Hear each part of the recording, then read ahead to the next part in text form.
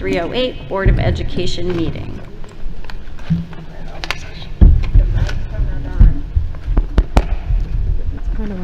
Make a motion to return to open session. We already did that. Second. We're already in open session. We're already in open session. I'm just, yeah, we're up to the roll call. Trying to get it together.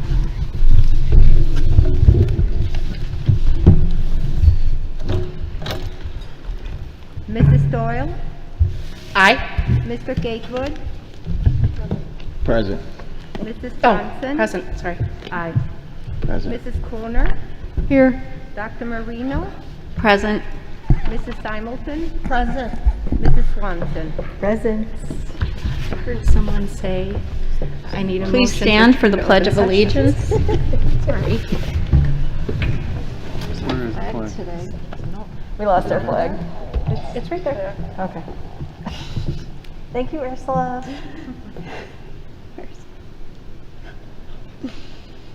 It's heavy, it's okay. We got it. There we go. Thank you. I pledge allegiance to the flag of the United States of America and to the republic for which it stands, one nation, under God, indivisible, with liberty and justice for all.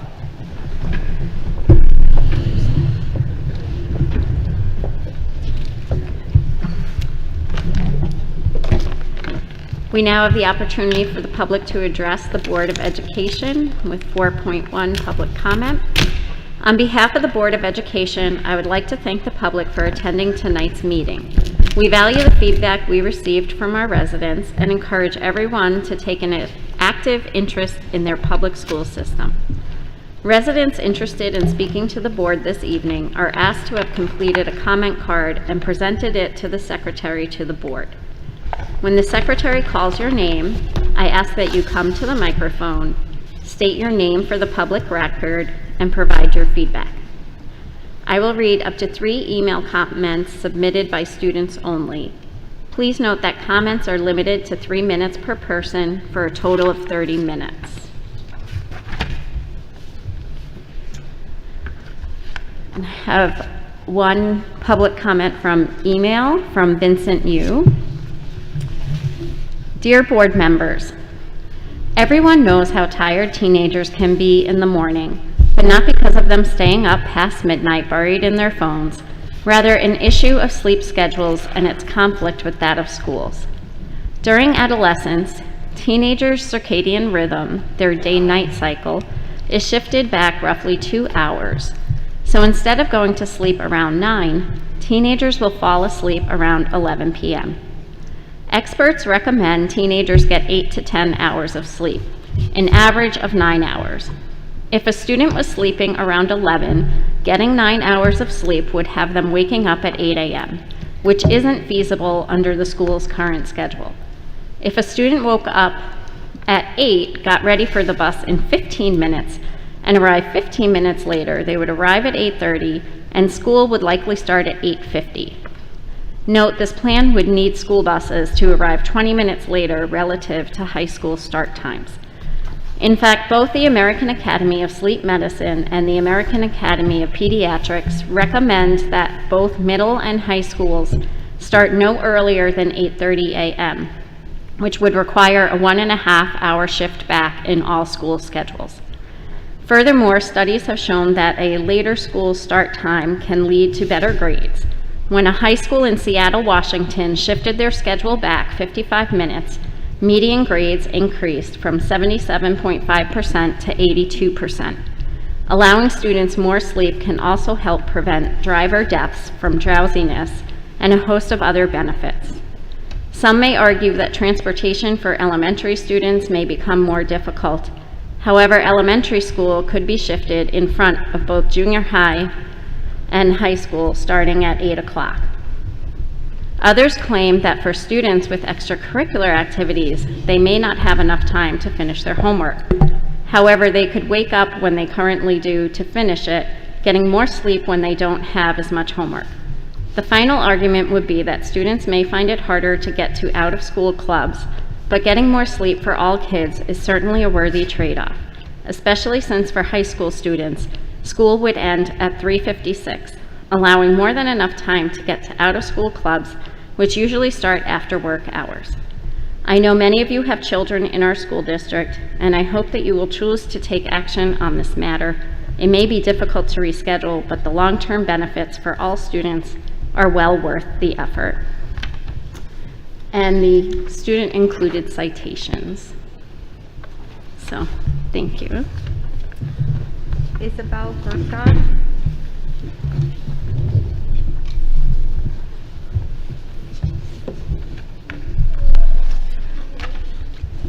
No. Can you speak up or move the microphone near you? I don't think it's her. I don't think it's her. One moment, please. What about the other one?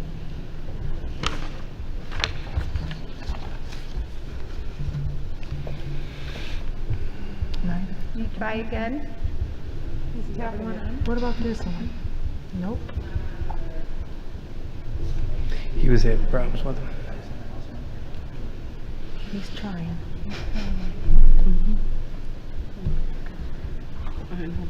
In the regular room, they could just use the table one.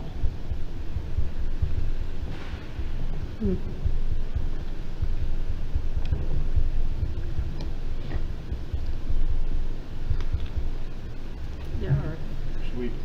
yeah, I'm fine with that. Good? Yeah. Yeah.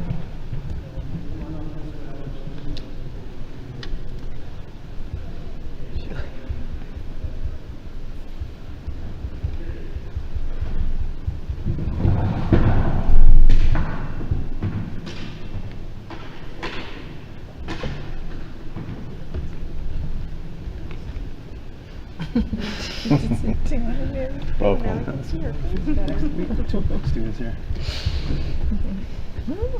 Can I speak now? Yes. Okay. Hello, SD308 board members.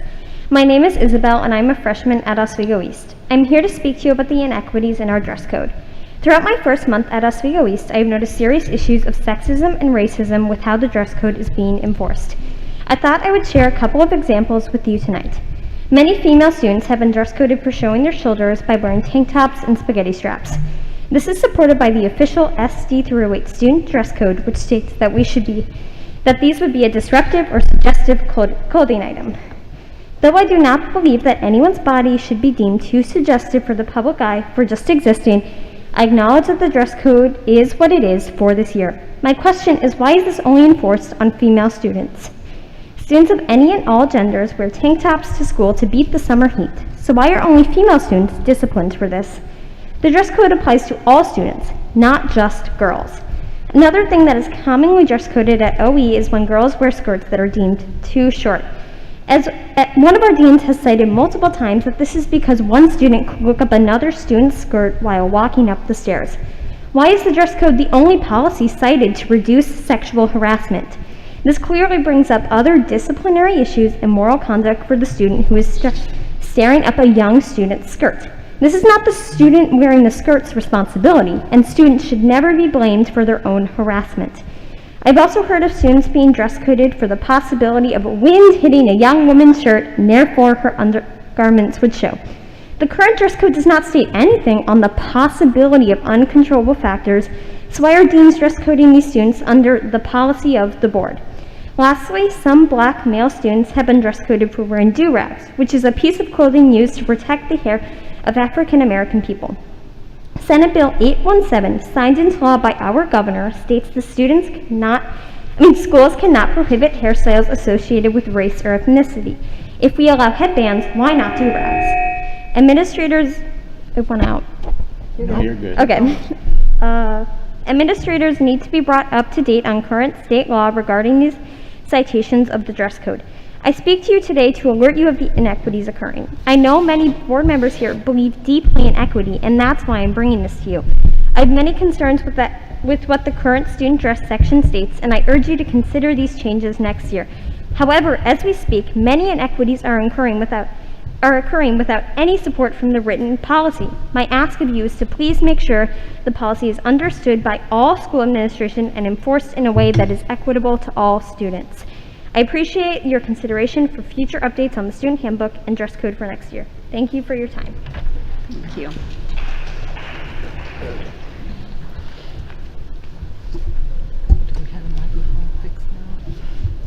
Are there any more? Okay. So we'll now move on to board member comments. I just wanted to acknowledge that the board does meet and greets now at each of the buildings. And we had our first meet and greet at Wolf's Crossing, and we had a lot of positive feedback from the staff and teachers and administration on our presence. And so I just wanted to let the community know that we will be visiting all of our schools throughout the year, that our board members will be scheduling times in the teacher cafeteria to just meet and greet and talk with our students about anything that they want to talk about.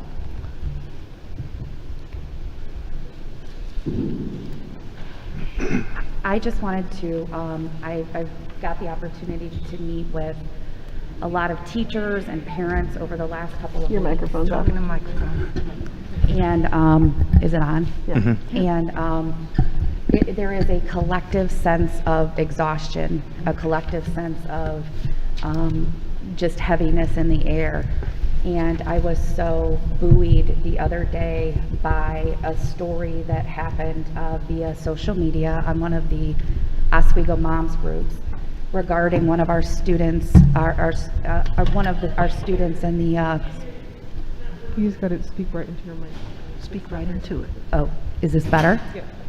And I really wanted to say that even through all the heaviness of what is going on in the world and parents really advocating for their students, whether they are advocating for one thing or another, I'm very proud that this community came together. I want to thank Coach Allison and all of the students who really supported one of our students. That is what this is about. That is what community is about.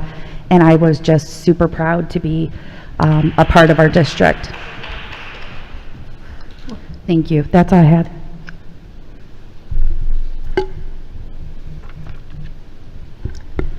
I just wanted to acknowledge Hispanic Heritage Month that is about to occur, and acknowledge all of our Hispanic and Latinx community. We really appreciate all of our students and staff and community members from this culture, and are excited to celebrate with you.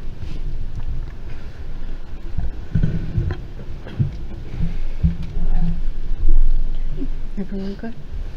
All right. So we'll move on to the superintendent's report. Well, good evening, board, and I have a few items to share with you this evening. We are now entering the 5th week of school. I've had the opportunity to visit the majority of our schools since the start on August 18th, and through my conversations with both students and staff, school seems to be going very well. I had the opportunity to attend both the OE and OHS first home football games last weekend, or 2 weeks ago now. And I had the opportunity to watch our marching band at Oswego East, our cheerleaders, our dance team, and both football teams playing. And both of the games were very well attended. And it was great to see and feel the energy and the sense of normalcy and the school spirit at both of our high schools. Really a great evening. On Sunday, September 5th, the school district participated in the Prairie Fest Parade. We had a great showing this year as the marching bands and the cheerleaders performed. We had many school district personnel that were walking in the parade, and we had some mascots from our schools. We had flags representing all of our schools, and a whole lot of teachers and administrators. And with the parade route was lined with a lot of smiling people, cheering people, and it was just a wonderful family atmosphere and a well-attended parade. Now I'd like to share that the United States Congress has designated the second week of September 13th through the 17th, as National Arts and Education Week. The high schools will be highlighting the importance of music, theater, creative writing, poetry, visual arts, and dance. And last week, I received a congratulations from the Illinois Art Education Association informing me that Oswego East High School has been named as a 2021 School of Distinction, and Oswego East was only one of 5 schools receiving this prestigious award. This recognition celebrates schools with rigorous art, design, and media education programs, and the School of Distinction recognition extends from 2021 until 2023. So congratulations to the students and staff and administration here at Oswego East High School.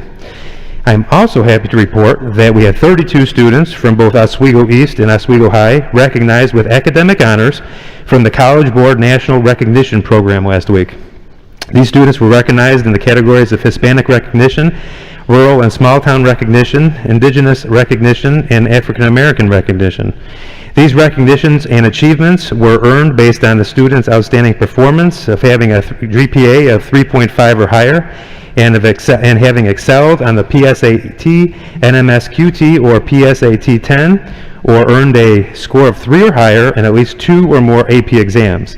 The students will receive their awards in time to be included on their college and scholarship applications, and colleges know that students who have earned this recognition are some of the most talented students in the country. So congratulations to all of our students who earned these prestigious awards. And Dr. Marino, as you can see, there's a lot of great things happening in School District 308, and that is my report for this evening.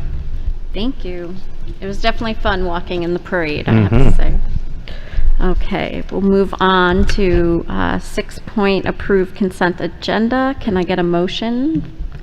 I make a motion to approve all items under consent, including 6.1 minutes of the Board of Education meeting on August 23rd, 2021, open and closed session, and 6.2 to acknowledge the FOIA request received by the district. Second. Mrs. Simulton, Aye. Dr. Marino, Aye. Mr. Gatewood, Aye. Mrs. Swanson, Aye. Mrs. Croner, Aye. Mrs. Doyle, Aye. Mrs. Johnson. Aye. Item 7.1 is financial statements. Does the board have any questions on what has been presented this evening?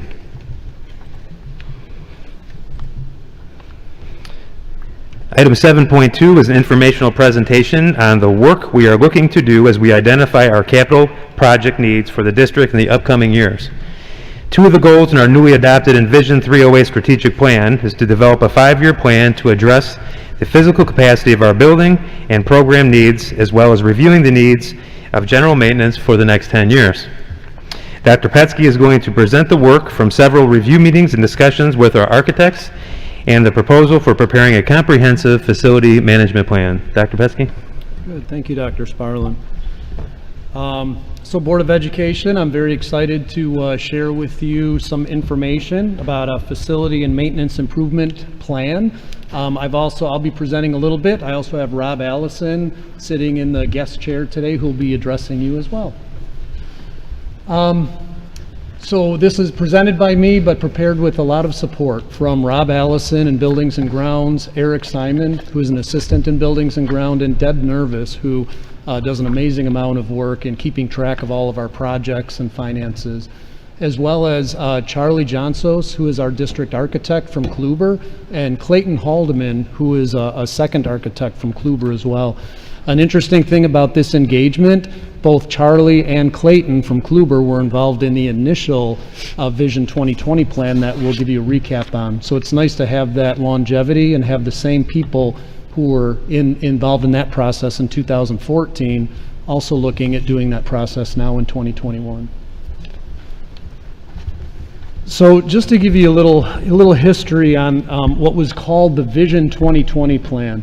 That started in 2014, and the goal for that plan was really developing a deferred maintenance and improvement plan that would span 2015 to 2020. The process that was identified at that time was begin with the staff, the principals, the building engineers, staff at the building who lived in those schools and could really give us some really important information about what the needs in that building were. That also then lent itself to a facility assessment to take a look at things like the roof systems, the HVAC systems, and things of that nature. And the real goal was, again, to look at a deferred building maintenance recommendation plan based on the building needs and what was being talked about.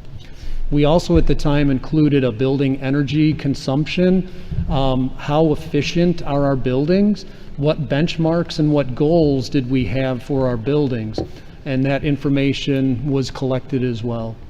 And then each of the projects that were identified kind of came with a project cost summary. And what the architects really did for us at this point is they helped to group a lot of the needs into efficient packages that could then be bid on, and we could realize the most cost saving from grouping those projects together. So that was our Vision 2020 plan. And I'll give this slide to Rob to talk Thank you, about. Dr. Petsky. Can everybody hear me all right? Yes. Thank you. Good. Excuse me. This slide is actually an example of some of the things you'll see in the current 2020 plan. Architectural items would reference things such as roofing, masonry, and classroom casework. I think the HVAC, plumbing, electrical, and fire items all speak for themselves. Site items would include projects like asphalt, concrete, and landscaping. And those were on the agenda from the architect when they talked to the staff. They were given an opportunity to identify projects in all of these areas. And what they did, it was about a 3-month engagement that the architects did with every building. And they came up with, this is just one page of the Vision 2020 plan. If you look in the upper right-hand corner, you can see this is for Churchill Elementary School. And then over on the right-hand side, you can see the year it was built. You can see if there were any additions, they would be listed in that area. It shows you about what the square footage is of that facility, and at the time, what was the enrollment of that facility. Then to the right of that information is a summary of, based on this plan and this work, you can see priority 1 projects were identified at, you can see there for Churchill, a grand total of about $370,000. Priority 1 for the architects was really what is a 1 to 2 year project that should be completed.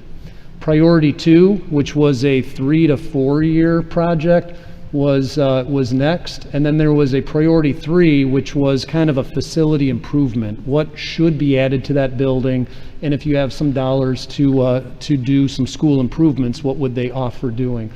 So you can see there, Churchill back in 2014 was about a $731,000 school with all of the projects we had. So then looking at the rest of this sheet, kind of the bottom part, you can kind of see the item number, like you can see AR031. AR stands for architectural project. Then going down that column, you can see an ML, that's a mechanical project, and then EL, an electrical project. So they coded the different projects, the locations. They had a little bit of detail about the product and the components.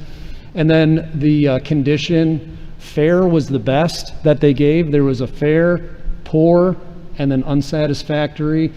Some unsatisfactory items in this plan were simply because it was an improvement that didn't exist. For instance, at one of our schools, they suggested more video cameras.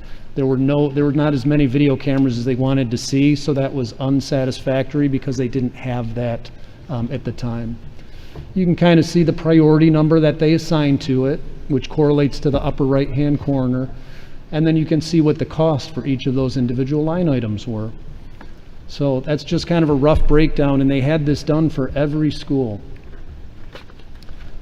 And I'll let Rob talk about this one. I know it's a little too tiny for everyone to see, but Rob, walk us through this. What are we looking at? Well, this is actually a summary by school, excuse me, of the total estimated costs at each building and the annual projected spend over the course of 5 years. On the lower right, you can see that the grand total of this 5-year plan was projected to cost just over $29.4 million. And I can say that to date, we have spent about $4.4 million against that $29.4 on 2020 plan projects. Some examples are Thompson restroom, locker room renovations, cooling tower refurbishments at Fox Chase, Homestead, and Bednarsik. We also replaced the cooling tower at Old Post and replaced the chillers at Old Post and Bednarsik. And we did quite a bit of district-wide asphalt work. Good. Thanks, Rob. And I think it's important to know this was kind of a living, breathing document. So while they gave us this document, what Rob was referring to is we did some of the projects listed here, but then through living in the building, some projects came up that were not on this list, or other systems maybe came closer to a critical failure. So we kind of balanced this plan along with some of the other systems and things that were happening at that time. I think it's important to point out on this, we were able to use what you guys will be referring to as DSEB dollars, or debt service extension bonds. We sold those in about 2015. It was a way for the district to borrow some money to accomplish these projects. In 2015, we sold about $14 million in DSEB, debt service extension bonds. So we use that money for these projects, as well as, like Rob said, other projects that came up that needed to be addressed. And I take that back. It was about $10 million was for operations and maintenance, and $4 million was used for technology projects for our technology infrastructure. So the DSEB dollars were a funding source to help accomplish these projects. So that brings us to, instead of Vision 2020, now that we have kind of branded our Envision 308, thanks to Faith, we're going to call this the Envision 308 Facility and Maintenance Proposal Plan. And the idea here is we'd like to build on the success of the Vision 2020 plan, but with a focus on kind of a facility strategic planning mode. What we'd like to do is we'd like to review that Vision 2020, talk about the work that was completed, what work came up in between the time the plan was developed and 2020, and what work remains to be done. What we'd like to do in the previous staff engagements is we went with one building, a principal and a building engineer and staff at that building. What we'd like to do now is take the notes, and there's some really great narratives and about what some of the issues were at the buildings, and to group the buildings together based on a common floor plan. So why not have Churchill talk to Wolf's Crossing and Southbury and Prairie Point and say, is there something common? And I think that getting more voices to talk about the needs at their facility, they might be able to identify some things, or at least prioritize some things that are really key to that floor plan. So we've done that work already, identifying the similar building floor plans. We'd like to update our facility assessment to make sure, what work has been done, what work is aging and needing to be addressed, and then build a facility maintenance schedule. So this was really a deferred maintenance plan, and we'd like to, instead of just focusing on the small parts, what's broken and what needs to be done now, we want to put it in context of a scheduled maintenance plan, which Rob has a really good sense of, but it would be really interesting to balance his operational maintenance plan with more of a 10-year, 15-year maintenance schedule, to really find out what are those big dollars, those big projects that have to get done to keep the buildings running as efficiently as possible. We do have an opportunity to update the building energy consumption, benchmark and goal data. We'd like to look at project cost summary to kind of serve as a financial plan. But as you'll see with the Envision 308 plan, one of the big things that we really want to do is identify not just how much the projects cost, but what are our funding opportunities to help us realize the completion of those projects. And when we do this engagement, we want to link the cost of the projects to where some of those dollars could come from and how to best utilize our revenue, some grants, other funding opportunities as well. So here's just a reminder on our Envision 308, the finance and facility portion of the four-tier plan. And you can see here The bottom two items, review the needs for a general maintenance for the next 10 years to allocate funds accordingly. This goes right along with that goal. And then also develop a 5-year plan to really look at the physical capacity of our buildings and program needs. And this also could be looked at in light of this engagement as well. So it meets a lot of the efforts that we'll be doing with our Envision 308 plan. So our next steps. Our first step was to come talk to the Board of Education about that tonight and have a discussion or see if there's any questions about that. What I'd like to do is really review the Envision 308 facility maintenance proposal in detail with our Finance and Facility Advisory Committee. We meet on next Monday, September 20th, and we'd like to use board and committee input to update the facility maintenance proposal to make sure it's exactly what we want and what we need. And then we'll return to the board on the 27th to talk about the updates to that plan. And then we're really excited to start engaging our building facility groups to start talking about common floor plan needs. So just wanted to share that with the board and see if there were any questions on that.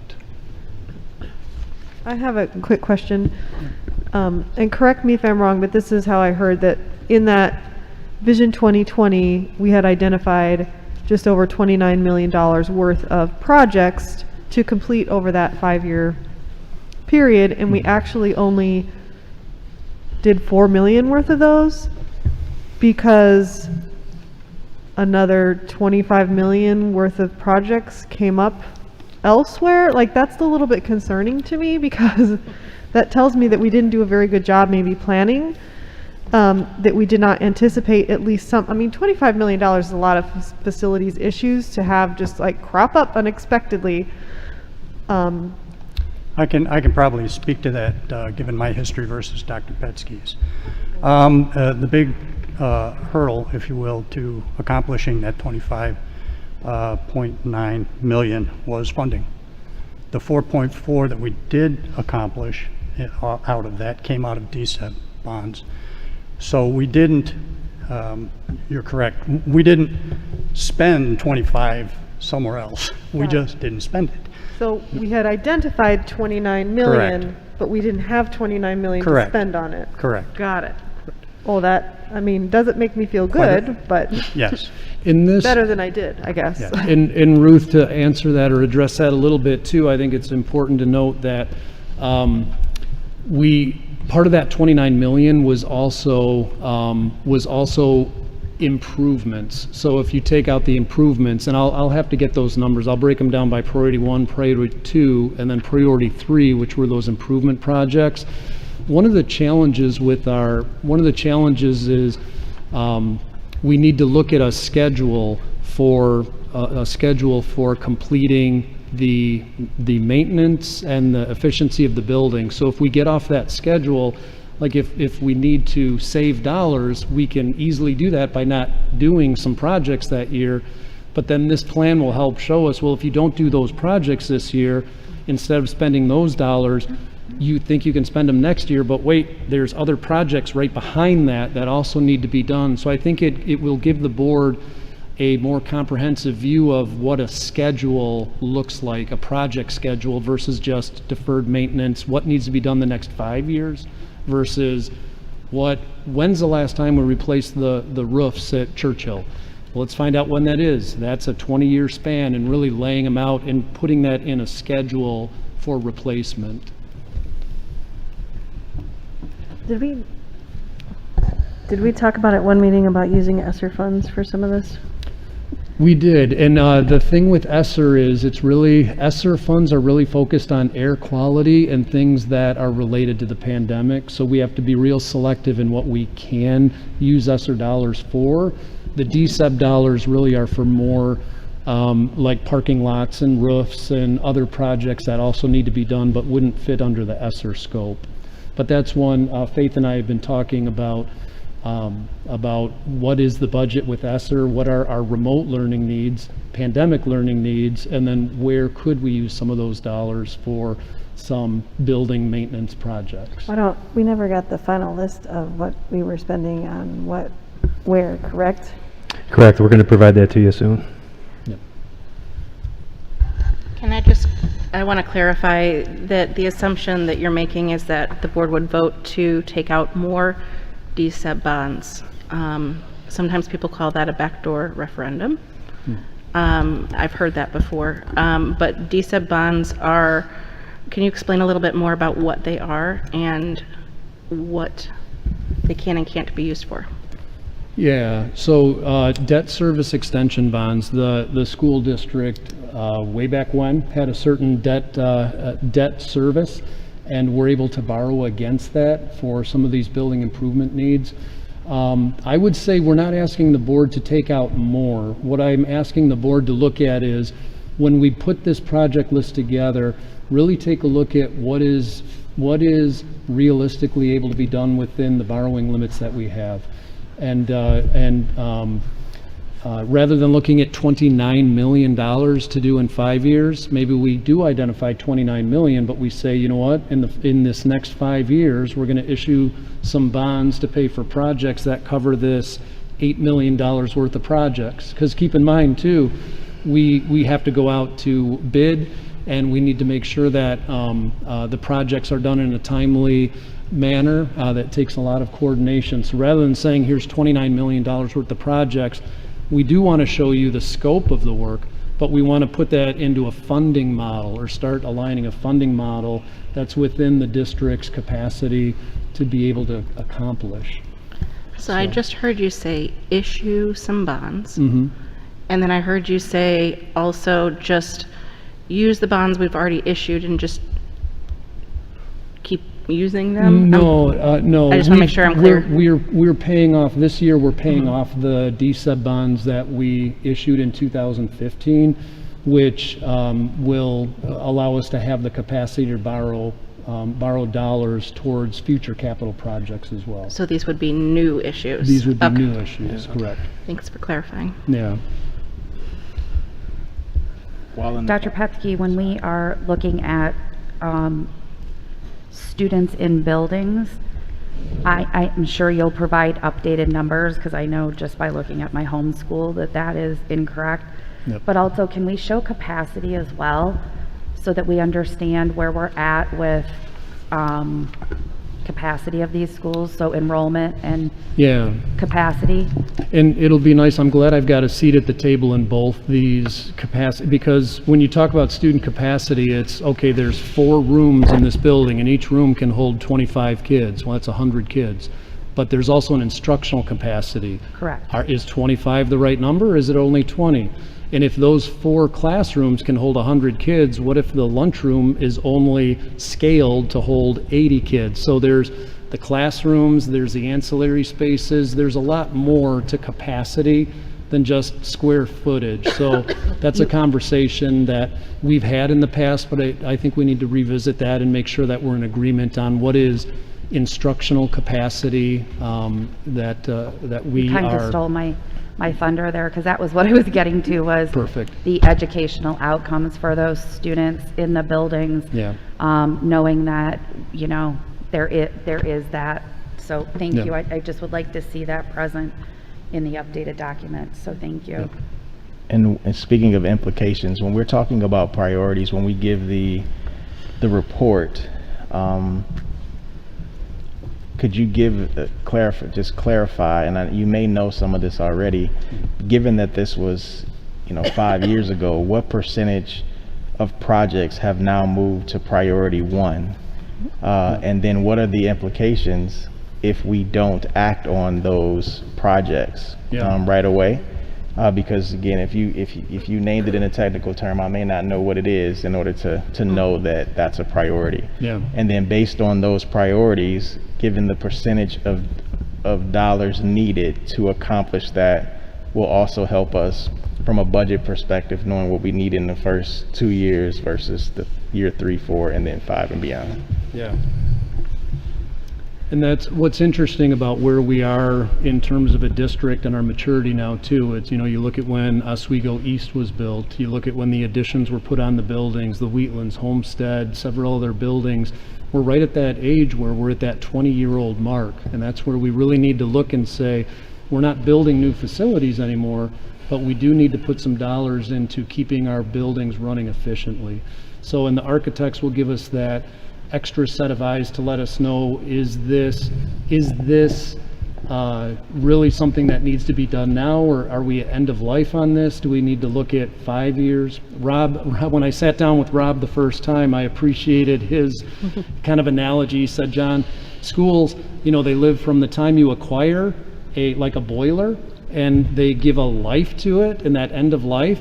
And, you know, a couple years before that end of life, we start looking at it and saying, you know, what is our history with this been? How reliable has it been?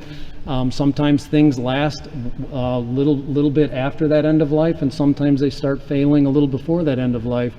And some of our systems, we're in that part where Rob is living in end of life to critical failure, and we're doing what we can to keep those systems up and running. But as we don't do work, more things go from, you know, 3 to 4 years approaching end of life to now they're 2 or 3 years into that critical failure mode. And that's a very stressful place for anyone to live. Yes. So we want to help bring some efficiency back to the district, or at least find out where we are in that overall life cycle. Yeah, and that's why I pushed a little bit, because you were so eloquent when you said to make sure that we're running efficiently, but I wanted us to get to the point of thinking about it from a critical failure standpoint, just like the cooler we just had recently at, what school was that? Boulder Hill. Boulder Hill. Yeah. And it was a significant I to student learning. So I want us to make sure that we understand what mechanicals are at that critical failure, because it could impact our schools and our students significantly. Yep. I have concerns. So the previous study was done. It seems like it produced the pie in the sky. This is what we would like to do, and it's going to cost this much money, which we know we don't have. And so we spent a tiny bit on what we needed to do. Now, in what I'm looking at, I did not see a single priority 1 listed. I saw 2s and 3s. That page was just a sample of the whole, so it might not have shown priority. Oh yeah, this was a fair and sample. unsatisfactory. That's just a sample of about 30 or 40 pages in this plan. Yep. But the point still being is those are, lower ranked ones. As Eugene said, we have to go back and look at what we've missed. But if the study can't be implemented, then it doesn't help anyone. And we really need to think about where the funding's coming from. Our district really, a big piece of how our district got to where it is now financially was through this huge expansion, and now not being able to maintain our buildings. And so it makes me a little bit nervous thinking we're just going to keep borrowing and borrowing.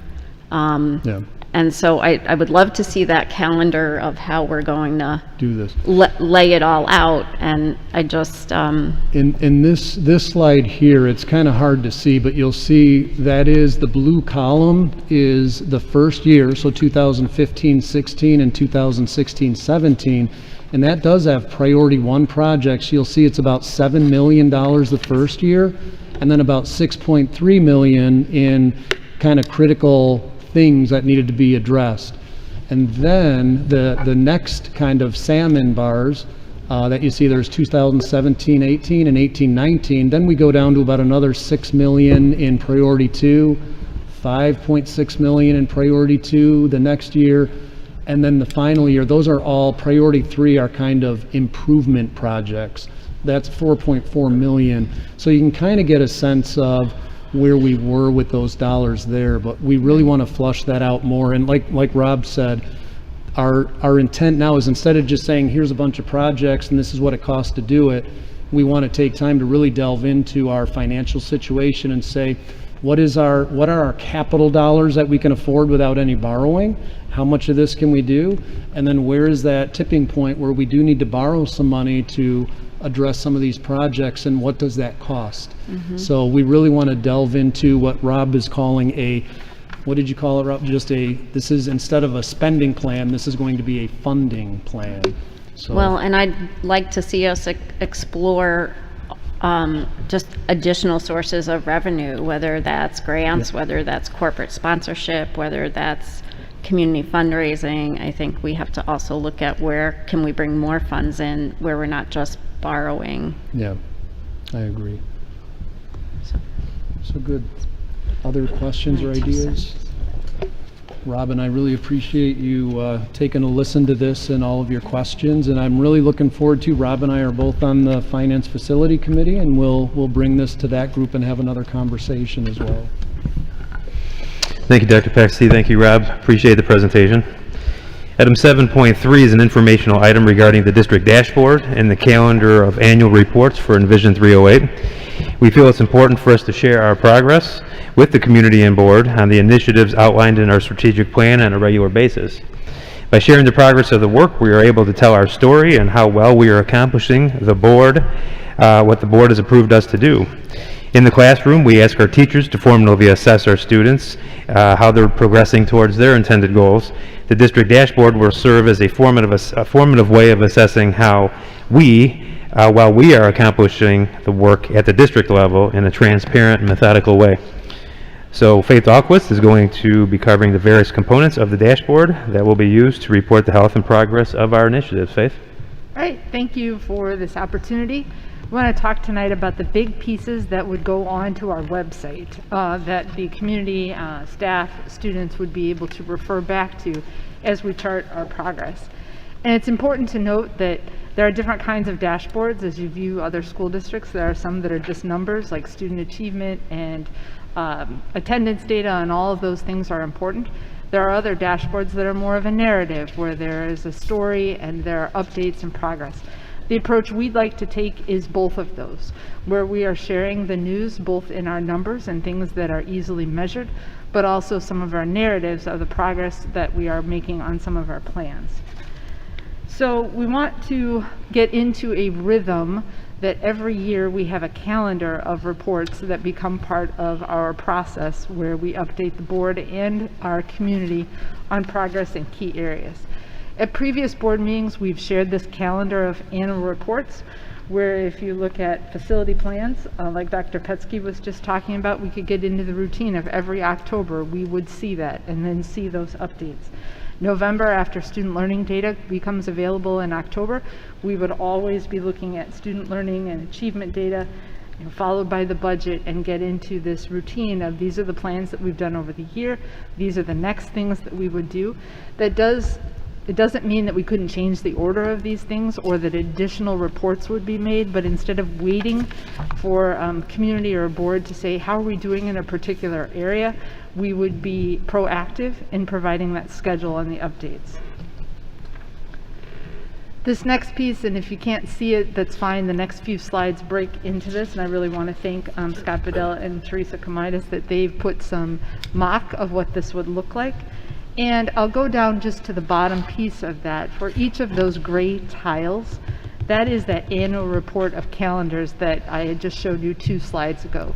So we'd have an Envision 308 review tile there in 2021 of August, and then Climate for Learning, which I'll be doing later on this evening in September, followed by special education, facility plans, all of those pieces.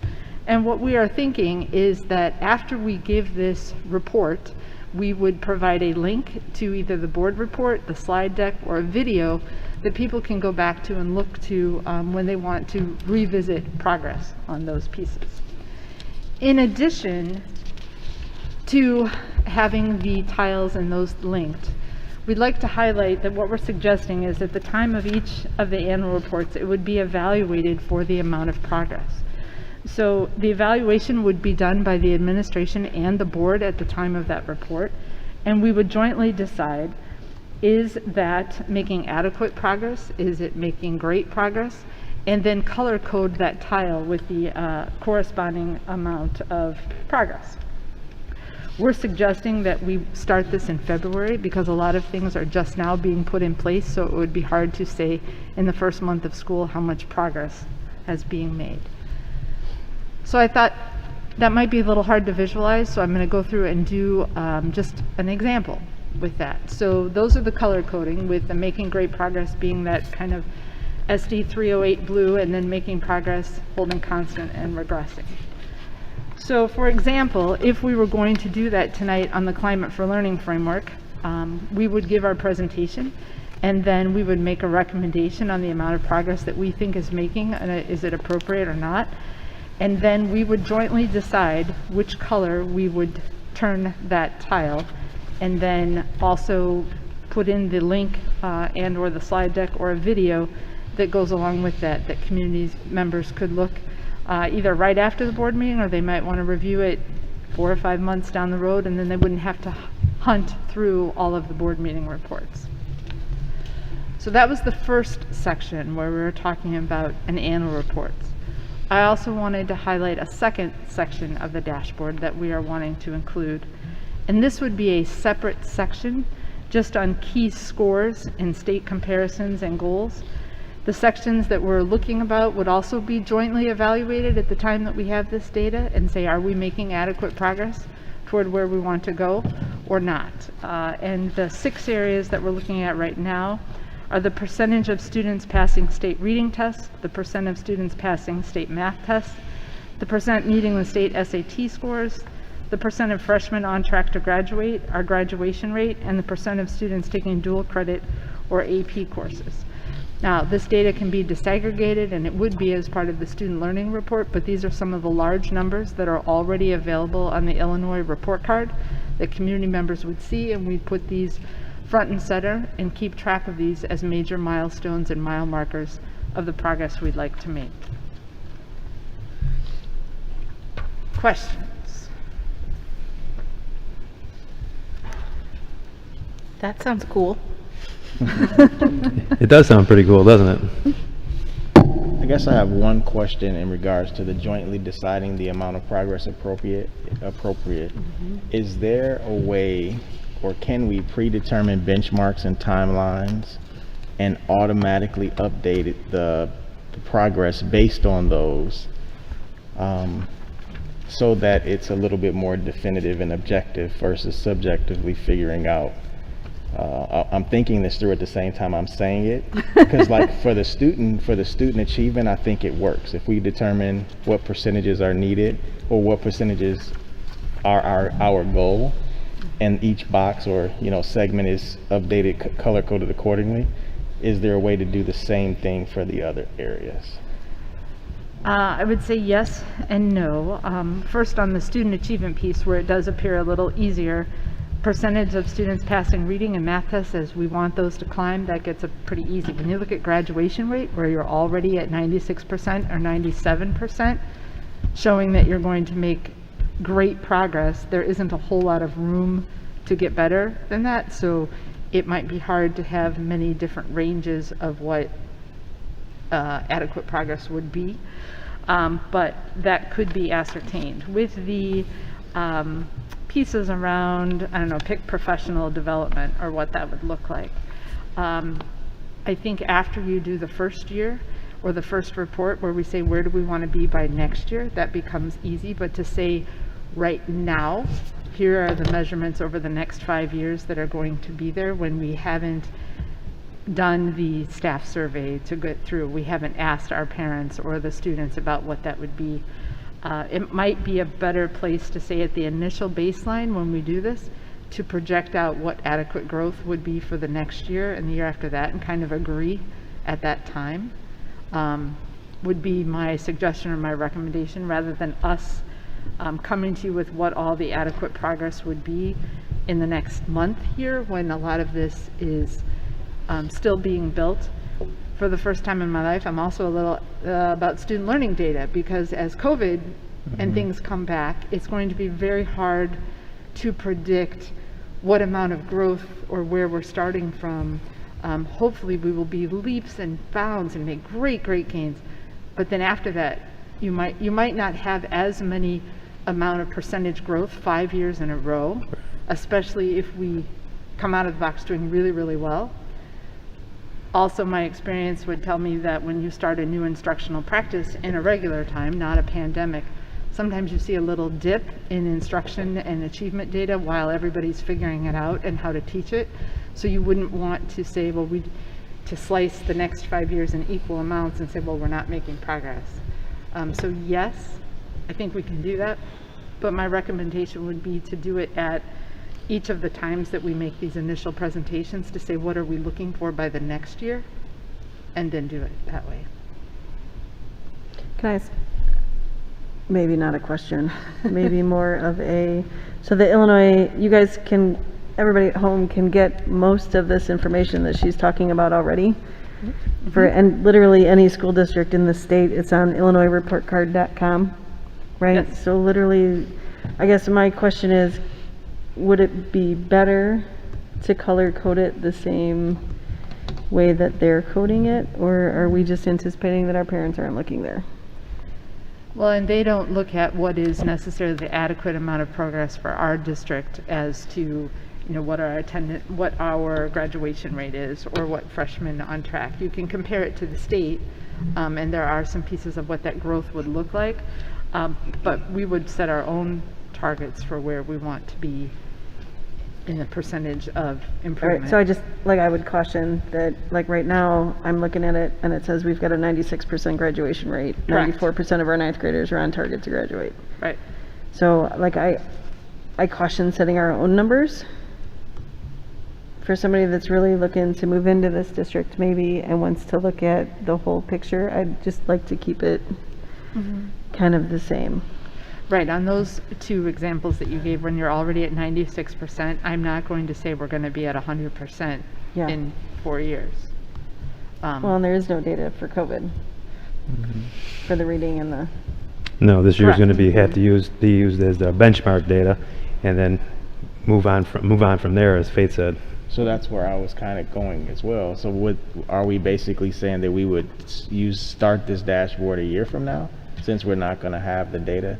I'm wanting to, what we were suggesting when we talked about it in cabinet is starting in February with all of the reports that are here.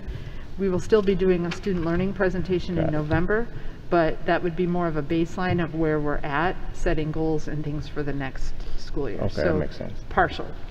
And for Ali's point, that report card, I think is 2 years off, 2 years behind, or is it? Some of it is 2020. up to date, 20 some of it is 2 2020? years Okay. off. Okay, There's got different it. pieces of data that are available. Okay.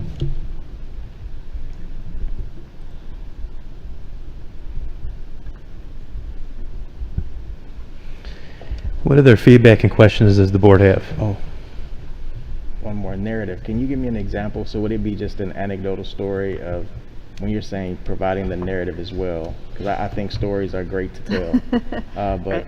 how would we incorporate that? So part of what we are wanting to do is conduct interviews with students, conduct those types of pieces so that when we come back and we talk about not only here's what the staff data or the survey data had, we have some of those anecdotals of are we improving in engagement and instruction with students, and not basing it just off surveys, but talking through that.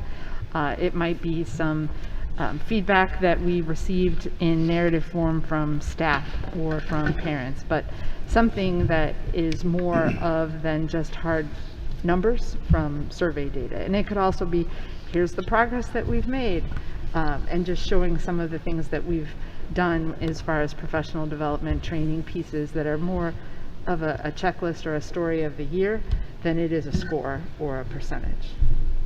And you may not be able to answer now, but I just want to make sure that that those stories are a representation of the whole, so that it tells the entire story, even if it's a story about about an area of improvement, but just telling the whole story so that if anyone looks at that video, they won't feel like it's Sure, not. she only could put in the good stuff. Exactly. Oh, I'm thinking, what a great opportunity for our student ambassador committee. He's making homework for himself. I am.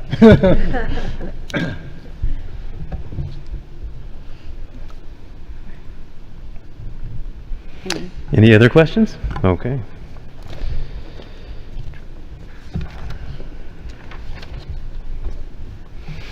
All right, item 7.4 is an informational presentation on the Climate for Learning framework. The Climate for Learning framework incorporates 7 different components needed for perpetual improvement in the areas of academics, social emotional learning, and many others. Faith's going to share the 7 components and just talk about how they fit together to provide a comprehensive educational experience for our students. So I'm very excited to talk to you about Climate for Learning. Climate for Learning is this vision of where we want to go, of incorporating all of those pieces that are so critical to making a learning environment. It's not just instructional practices and a standalone. It's not just behavior and a standalone, an SEL. And you can't have people working on 3 different pieces of all of those things without combining it into a common vision that explains how it goes through. So just an example from my own teaching career, I had a year where behavior management was not the greatest. And I had a month where I really struggled. My math vocabulary was phenomenal in the instruction, but if classroom behavior isn't there, it doesn't matter how great my math vocabulary instruction was. So this is a vision on how we are going to go through all of these components. So the next few slides just break this piece of the Climate for Learning down into its different components. The very first one is social emotional learning standards need to be taught within all of our classrooms and also reinforced. And where it really comes home is when we give students an opportunity to reflect on how they're doing, on learning those pieces, and kind of monitoring their own social emotional health and their own social emotional standards as they react with others. The next one is expectations for behavior. Believe it or not, we wrote this well before COVID happened, but these last 2 pieces have been so critical as we've come back together, and we really have to teach our students what are the expectations for behavior, and then reinforce them and with positives and those kinds of things, and making sure that we're all in agreement and have taught what our behavioral expectations are.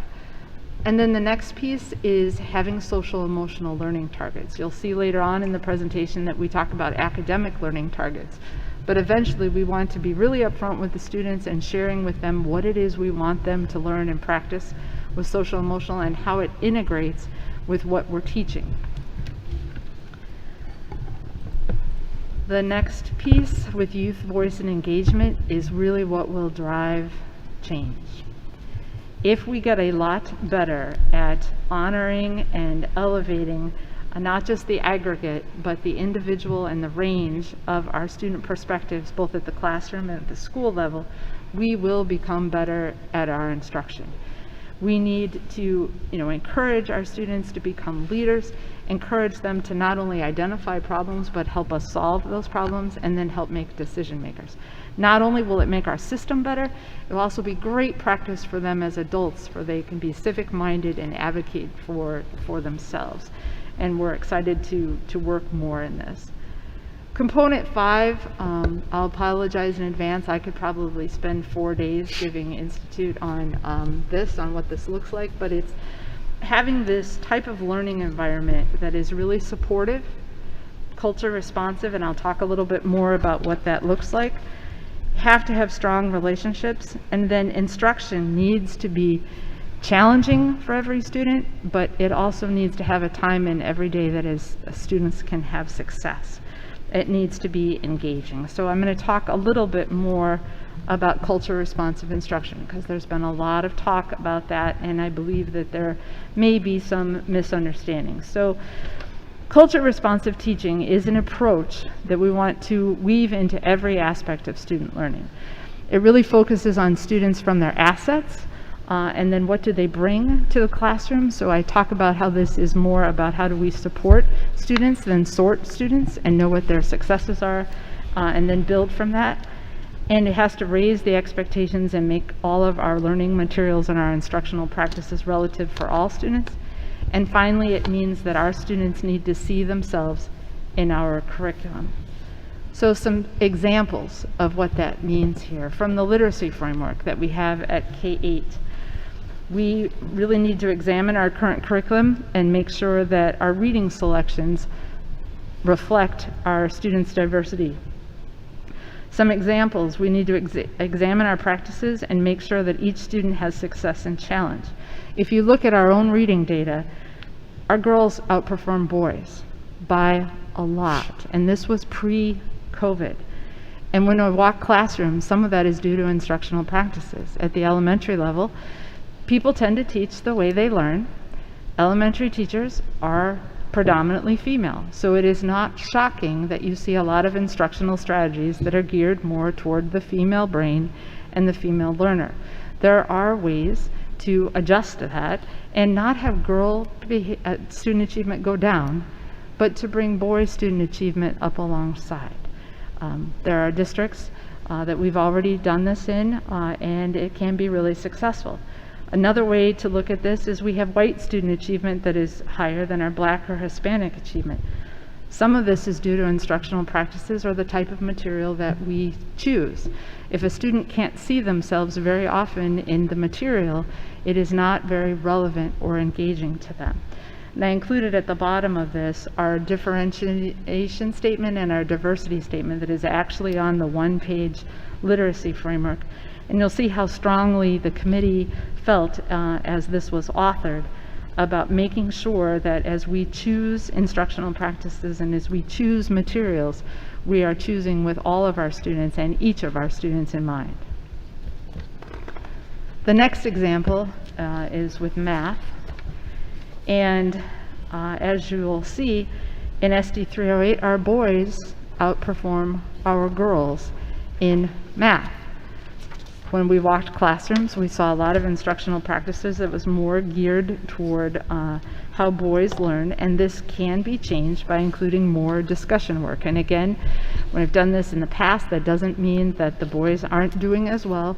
We just raise the instructional practices to meet the needs of all students.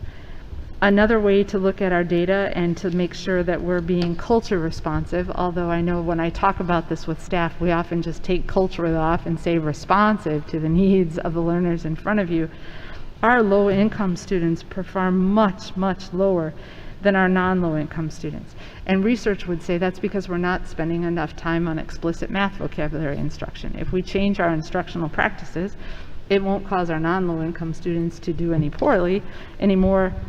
Wow, my mother, the grammatician, would be excited for that one. They would not do poorer, is that the right word? They would not do as well, they won't go down, but the other students would increase with what that looks like. Another example, if we spend a lot of time in math or consumer education and we're talking about checkbooks, but we're not talking about debit cards, we're not being really relevant. So it's about knowing what students need, what they want, and their learning styles. The third and final example I'll give is we need to make sure that all of our students have a trusted adult at school.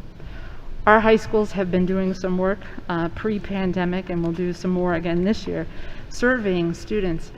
And if we have students at school that do not have one trusted adult, we can put all the great instructional practices in place, but if you're not coming to a community that you feel accepts you and you have somebody that trusts you, it's not going to happen.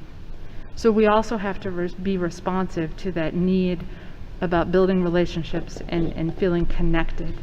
And by creating these types of classrooms, we hope to address many of the needs of students that we currently aren't.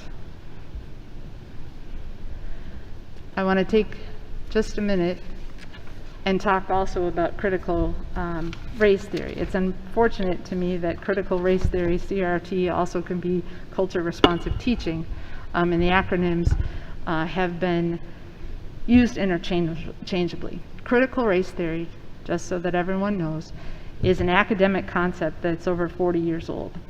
The core idea is that race is a social construct and that racism is not merely the product of individual bias or prejudice, but it is something that is embedded in our policies and our systems. Critical race theory is a very complex topic. It's reserved for higher levels of education, often in graduate school. Critical race theory is not being taught in SD308. So just a side-by-side comparison again, culture responsive instruction, or if you just want to call it responsive instruction, is an instructional strategy that we are embracing that really mandates and makes it imperative that we get to know our students, we know their backgrounds, we know their aspirations, and we are doing our best to tailor instruction so that they can be successful.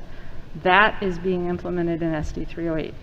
Critical race theory, it's a concept that's sometimes used in college and graduate programs to study the constructs of race. That is not being taught in SD308.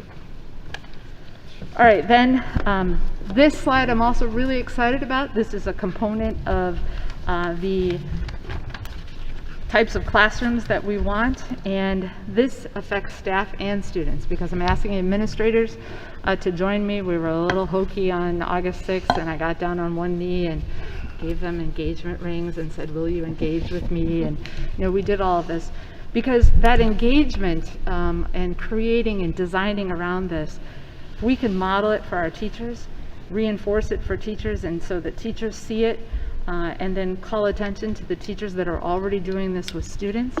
We will see more and more of this. And what this is just what's the district administrator's role in creating and designing these types of environments, what's the building administrators, the teachers, and the students. And the critical area is incorporating learning autonomy. Do we have some choice and some differentiation in that? And then collaborative structures. You need to have engagement where people talk to one another and structure that so that the learning really has an impact. You need to be explicit about what learning instruction is going to be with learning and targets and how it will be assessed. We need to spend a lot more time on inquiry and less time on memorization and doing those things where students are applying, whether those students are teachers or principals or third graders. What does that look like and how do you apply that? And finally, and critically, we have to have a level of trust and safety between all of the members of the learning team, or people can't learn and be at their best. And then component 6 is staff social emotional learning. If our staff aren't taking care of themselves and are very stressed out or are not where they need to be, they can't possibly teach at their best. So we have to continue to provide ways for our staff to take care of themselves, but for them also to cultivate and develop their own cultural competence, their own emotional competence, and maintain that they have a strong community. And then the 7th piece of this is supportive discipline. So I talked about how we have to have behavioral expectations and be very clear about that. You also need to have consequences. But you have to have discipline policies that are instructive and restorative so that when they come back to school from the consequences or those pieces, you're still building that community and then working together to find solutions to make sure that this doesn't happen again. Questions on the Climate for Learning framework? I don't have a question, but I'd like to say thank you for clarifying CRT for all of us. I know many of us understand, but it's important that we as a community understand it. And I just wanted to acknowledge that this work of the district, and Faith knows, and a lot of other people in the district office were a part of a presentation that was done nationally. And this work of ours is being asked for around the nation. So thank you, Dr. Sparlin and Faith, for the work. That was the presentation with the Midwest and Equity Playing Center? Yep. Excellent. Yep. Yep, we're getting a fun few follow-up phone calls about how do you do this. I was just going to say the exact same thing that you did, LaTanya. I appreciate the clarification. Hopefully that can help going forward. And I know for me, if I know that somebody cares about me, then I'm more likely to care about what that person is talking to me about. And I think that's fairly universal. So when our students know that they have people that genuinely care about them as a person, I do believe that that will help improve student performance. So, good stuff. Absolutely. I would just want to talk a little bit about the student column, specifically the kind of first and second, well, all of it, to be honest with you, but really talking about student efficacy when we're looking at engagement, making choices and taking ownership. That really is, I think, like with it, the first, with the students and the teachers, those go hand in hand. They can't really be, you can't have one without the other. Teachers designing classrooms that are student-led. So it's really, you know, what we're doing to set up students so that they are creating their own goals, achieving their own goals, because we know that student efficacy increases when we do that. So it's nice to see that. I just wish we had that language more student-led and student efficacy driven, just to make sure that we're capturing that. Okay. But again, this is incredible work, and when it comes to student achievement and efficacy, incredibly important in what you're doing, so thank you. One of the things that I met with some parents a couple of weeks ago, and I think this is a very important distinction to make as well, but there is a concern or an idea out there that social emotional learning is a vehicle through which CRT, critical race theory, is delivered. Can you touch a little bit upon, we know Sure. what social emotional is, but I don't know how that distinction happened or that came up with that, but I think it's very important. And I think it's something, you know, that parents are worried about, and we should provide them with that answer. Right, and I'll give you an answer, but there are also, if parents are like, well, I don't want to go on what Faith Dahlquist says, there are social emotional learning standards for the state that are linked to our website that they can go look at and scroll through by grade level to see what those standards are, and you won't see things in there that are related to critical race theory at all. Social emotional learning is not something new. We've always talked about the importance to having rules to talk about how we would set goals for short-term and long-term, how to manage your own emotions, how to understand someone else's perspective, how to take care of your own physical and mental health and know ways to de-stress. All of those things are critical pieces of social emotional learning that didn't have anything to do with critical race theory. Thank you. I think the framework is great. It's really beautiful and hits on so many different areas of what we want for our children. The questions I have, and they might not be answerable tonight, but my next thought is what you said. Okay, how, right? People are calling you how. Like, how are we implementing it? What does it look like in the classroom? And then how are we supporting the staff in implementing it and providing that professional development? You know, especially when I think of restorative practices, that's a whole mindset change. Well, we're not trying to do all 7 components at once by October. Good. So one of the things that we worked on over the summer with junior high and high school staff is developing training for learning targets with key leaders and department chairs, and those were delivered in the first couple of institute days. And then we're getting ready to do all of our classroom walkthroughs. We start next week, where we'll be looking at learning targets, and this isn't an evaluation time of staff. This is more of formative assessment. How are we doing, so we know whether we need to go back and do professional development for lots of the staff or a portion of the staff. And then looking at what are the next pieces. Collaborative structures, we were just talking about today. Once we get learning targets in place, is collaborative structures and pieces of that. What does that look like? And is that a next piece of this? And then social emotional learning, we had brand new curriculum and materials to get out to our staff, and they all received training K-12 on social emotional pieces and are now putting that in place. But we haven't said social emotional learning targets yet. You know, there are other of these pieces, because you need to really get in. Success builds on success, so you have to do some of these pieces well and then go a little deeper. But we thought, I'm a believer that you also have to know the whole picture of where we're going, so that a new initiative isn't one more thing that's not. We do death by initiative in education a lot, and unless you tie it all together into where you're going, it can just feel like a whole lot of disjointed things that don't make sense. The literacy framework fits into this. The math framework fits into this. as the high schools were working on their behavioral expectations for the first time. That fits into this. So different levels or different schools even are in different places, and we'll have to differentiate that instruction, but we are going to have minimum expectations for the whole district as we move forward so that no one's left behind in that progress. And if you want to talk about it more or chart it out more, I'm glad to do that too. No, I see, and it's this and Envision 308 really have to be like this, and then that's your golden thread to follow in making your decisions. Correct. How is this tying into the SST days at the high school?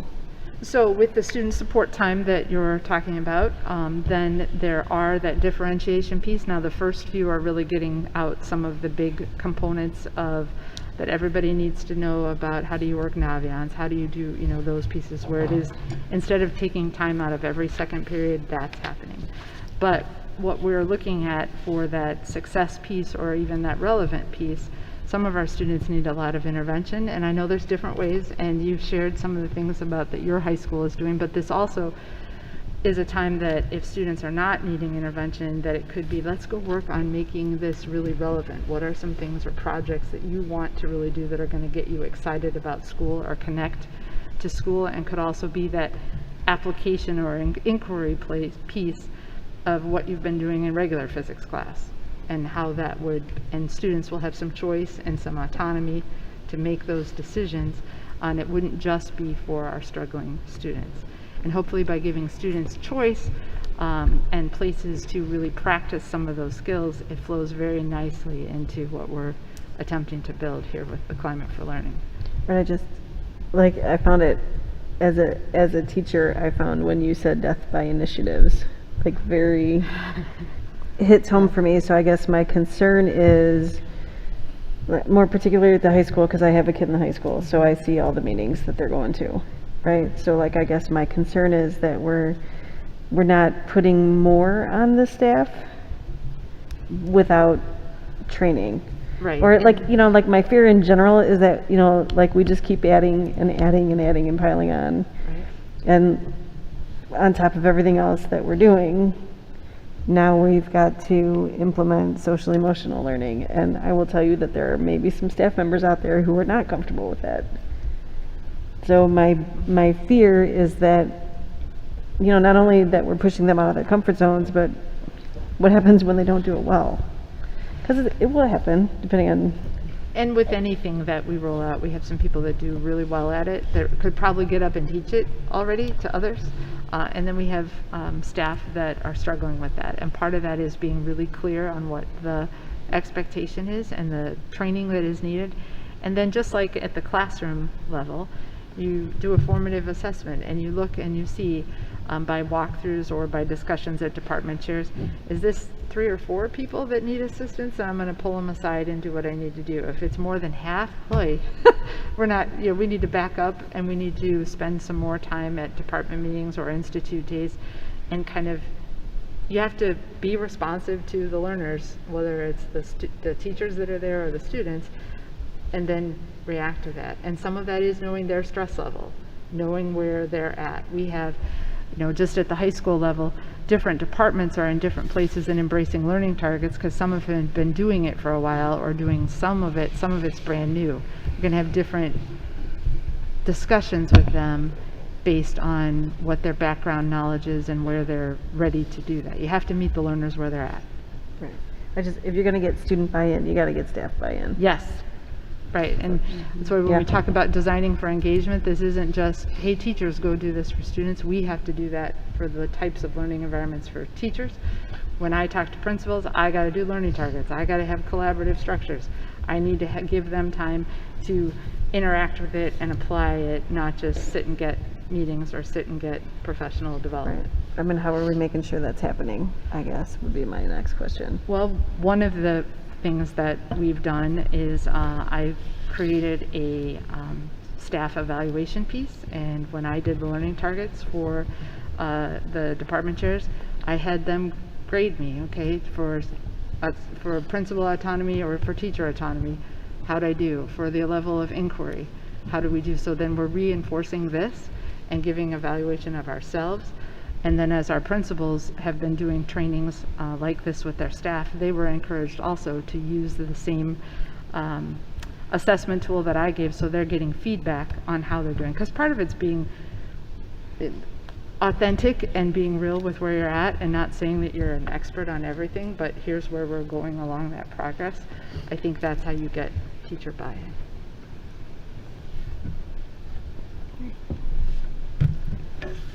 Anything else before we move on? Okay.